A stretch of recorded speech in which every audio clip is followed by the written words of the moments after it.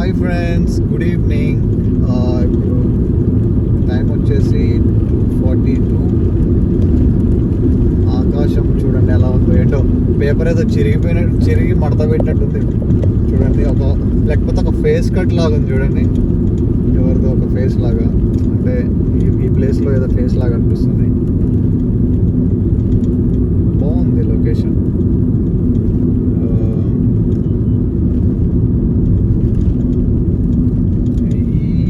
మళ్ళీ లెఫ్ట్. ఏంటో 71 కిలోమీటర్స్. మేము ఇంకా 71 కిలోమీటర్స్ వెళ్తే ఒక హైవే ఎక్కుతాం. అక్కడ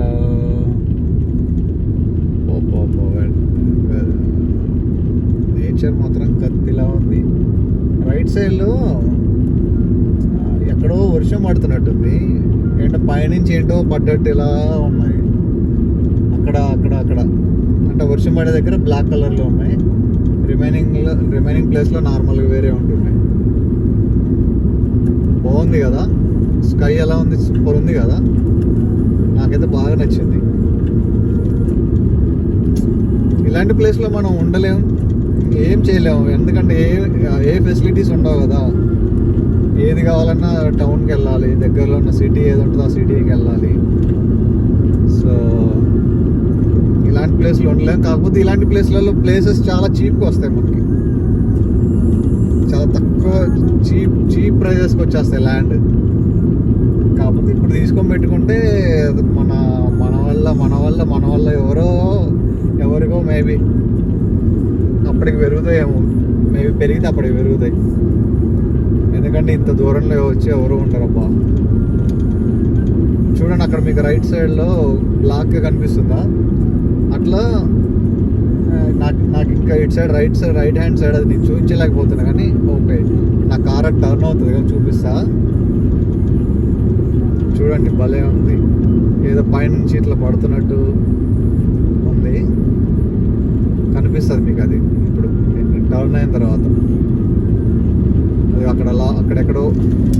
ఓ బ్రో బ్రేక్ వేసాడు. నేను సూపర్ బ్రేక్ వేసాను. మా గురువు గారు ఇచ్చిన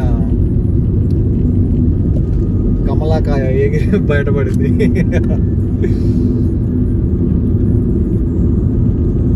ఇక్కడ చెట్లడ్డు ఉన్నాయి, మీకు చూద్దామంటే. అది ఇందాక నాకు మంచిగా కనిపిస్తుండే, ఇప్పుడు 2 చెట్లడ్డు వచ్చినాయి మొత్తం. కానీ బాగుండే అక్కడ. ఇప్పుడు కూడా కొంచెం కనిపిస్తున్నారు మీకు. బ్లాక్ కలర్ షేడ్ కనిపిస్తుంది కదా, ఆ బ్లాక్ కలర్ షేడ్ అదే.